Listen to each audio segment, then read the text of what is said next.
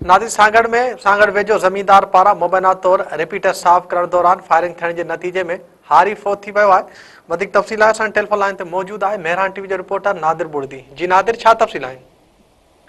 जी सांगड़ पेरूमल थाने जे हद ॻोठ रशीद संग्रासी में ज़मींदार पारां मुबैना तौर रिपीटर साफ़ करण दौरान फायर लॻण सबबि हारी गीनो भील मौके ते ई पहुची वियो आहे। इतला मिलण ते पुलिस वाक़े वारे हंधि पहुची लाश खे पंहिंजी तहवील में वठी सिविल अस्पताल सांगड़ मुंतक़िल कयो वियो, जिते ज़रूरी कार्रवाई बाद लाश वारसनि हवाले कयो वेंदो। फौती शख़्स जे वारसनि जो चवणु आहे त ज़मींदार मुमताज़ संग्रासी हथां रिपीटर साफ़ करण दौरान गोली लॻण सबबि गीनो भील पहुची आहे। ओॾां राब्तो करण ते पुलिस जो चवणु आहे त वाक़े बाबति जांच जारी आहे। आरोप खां तहक़ीक़ कई थी वञे त वाक़ियो कीअं पेश आहे, उन जे लाइ जांच जारी आहे। ओॾां अहिड़े वाक़े बाद फौती जे घर में रोज़गाड़ो मचल आहे। ॿिए पासे इल्ज़ाम हेठि आयल ज़मींदार खे जेको आहे पुलिस जेके अञा ताईं गिरफ़्तार न करे सघिया। ओॾां फौती शख़्स जेको मड़ लाश 2 कलाक खां सिविल अस्पताल पयल आहे, जंहिंजो पोस्टमार्टम जेको आहे हिन वक़्त ताईं न थी सघियो आहे। जी